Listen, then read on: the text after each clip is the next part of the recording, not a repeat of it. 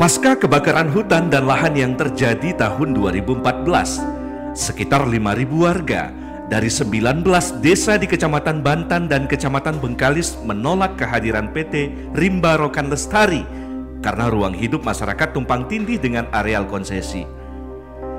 Dampaknya, kehidupan masyarakat terancam dikriminalisasi karena desa mereka berada dalam kawasan hutan produksi, menurut RT/RW Riau 2015-2030. Alhasil masyarakat di dua kecamatan tersebut bereaksi dengan menggelar berbagai aksi heroik ke pemerintah pusat maupun pemerintah daerah. Hingga akhirnya tahun 2022, pemerintah resmi mencabut izin HTI PT RRL. Berikut liputan khusus Green Radio Line, suara perlawanan dari Pulau Bengkalis. Ketua LPHD Bina Pertiwi, Anasri Fitria, mengungkapkan rasa syukur atas dukungan Jikalahari, organisasi masyarakat sipil yang berjuang menyelamatkan hutan di Riau, yang membantu mereka mendapatkan surat keputusan perhutanan sosial. Untuk PS Desa Skodi yang didampingi di bawah naungan Jikalahari, alhamdulillah PS kami sudah terbit SK dari kementerian. Luas wilayah perhutanan sosial di Skodi mencapai lebih dari 500 hektar, terbagi dalam dua kawasan utama, mangrove seluas sekitar 400 hektar dan hutan gambut sekitar 100 hektar. Hutan ini bukan hanya menjadi paru-paru desa di Kecamatan Bengkalis tersebut, tapi juga sumber penghidupan masyarakat yang mayoritas berprofesi sebagai petani karet, petani sagu, dan nelayan. Namun kami juga ingin mencari langkah, ya kan? Langkah bagaimana nanti kawasan hutan yang masih hamparan, ya kan? Juga ada hutan yang cagar alam, ini kita lestarikan. Ya kan? Skodi itu ada dua hutan itu, ya kan? Hutan gambut sama hutan mangrove. Kalau mangrove itu lebih kurang 400 lebih hektar, yang termasuk di dalam kepengurusan LPHD Bina Pertiwi Desa Skodi. Kalau gambut dalam sekitar hampir 100 lebih. Sebelum SK Perhutanan Sosial didapatkan, masyarakat sudah melakukan penanaman pohon sagu secara swadaya di area yang ketika itu diketahui berada dalam izin PT RRL. Ketika kami ingin mengajukan program, ya kan, program bantuan bibit sagu, itu yang turunnya dinas provinsi itu 2021 lah tuh kan. Kan orang kan survei ke lapangan, 200 lebih meternya masuk ke dalam, kan muncul apa PS-nya kan. Oh tak bisa Pak, deh kawasan ini. Kawasan ini kawasan pink.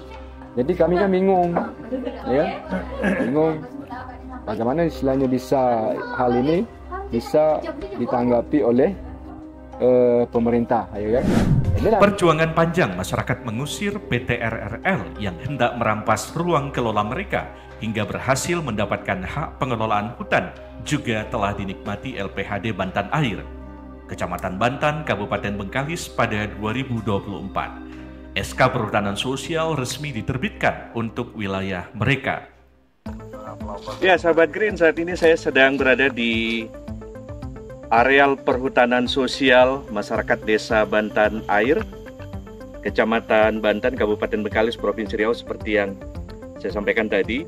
Ini satu kabar gembira bagi masyarakat Desa Bantan, di mana kurang lebih 100 hektar diberikan oleh pemerintah ya untuk akses perhutanan sosial dengan skema hutan desa. Itu kan ceritanya dulu orang kami itu dari tahun yang 70-an itu udah berkebun ke sana. Itu yang kami terkejut. Yang itu bisa lahan itu diklaim ke izin PT, tapi belum ada sama sekali PT itu datang sosialisasi. Tiba-tiba orang tuh tahu-taunya kalau kita tidak tahu peta itu dari teman-teman Jikalahari, kita ya tidak tahu lahan itu konsesi. Kalau secara historis, masyarakat situ sudah mengolah itu sejak tahun 70-80-an begitu. Lalu munculnya konflik itu di tahun 2014 pasca kebakaran besar di areal di areal PT waktu itu masih PT Rimba Rokan Lestari, dan sebenarnya itu sudah ada kebun-kebun masyarakat. Selama konflik, masyarakat juga aktif memadamkan api saat kebakaran. Bahkan rela tidur di hutan selama berbulan-bulan demi menjaga hutan gambut mereka tetap basah dan terhindar dari kebakaran besar. Kalau yang 2014 itu 3 bulan kami tidur di hutan masyarakat. Itu luar biasa, itu 3 meter kami gali kolam untuk ngambil air.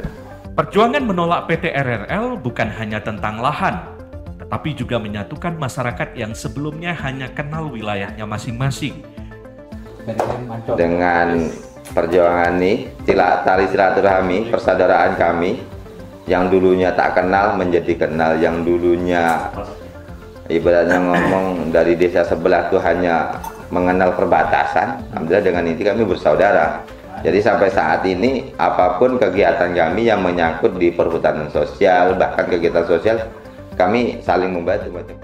Dan nantinya di sini masyarakat akan bisa menjadi sumber mata pencarian dengan berbagai macam komoditas tentunya yang bisa dibudidayakan di areal perhutanan sosial ini. Dan banyak sekali potensinya seperti karet, lalu juga ada sagu, ada nenas, ada kopi, ada geronggang juga. Nah, itu adalah komoditi-komoditi yang tentunya bisa menghasilkan sumber mata pencarian dan tentunya menghasilkan ekonomi bagi kesejahteraan masyarakat di Desa Bantan Air, Kecamatan Bantan, Kabupaten Bengkalis, Provinsi Riau. Usulan awal PS Bantan Air seluas 111 hektar. Namun ia harus direvisi menjadi kurang lebih dari 100 hektar. Setelah ada persoalan tapal batas antar wilayah desa sehingga harus dikeluarkan. Hasilnya sekarang mengelola sekitar 7 hektar hutan produksi terbatas dan 92 hektar hutan produksi tetap. Dan inilah areal perhutanan sosial hasil dari perjuangan masyarakat untuk merebut ruang kelolanya dari ex perusahaan Rimba Rokan Lestari. Green Radio melaporkan dari Desa Bantan Air, Kecamatan Bantan, Kabupaten Bengkalis, Provinsi Riau. Perjuangan masyarakat di Pulau Bengkalis mendapatkan hak pengelolaan hutan adat setelah berhasil mengusir PT RRL belum sepenuhnya dinikmati oleh mereka yang dulu terdampak, seperti di Desa Bantan Timur dan Bantan Sari, juga di Kecamatan Bantan. Sejak 2017, masyarakat di 2 desa itu sudah berjuang keras mengusulkan perhutanan sosial sebagai jalan bagi mereka untuk mengelola hutan yang selama ini menjadi sengketa dengan PT RRL. Namun, hingga kini SK Perhutanan Sosial tersebut belum juga diterbitkan secara resmi.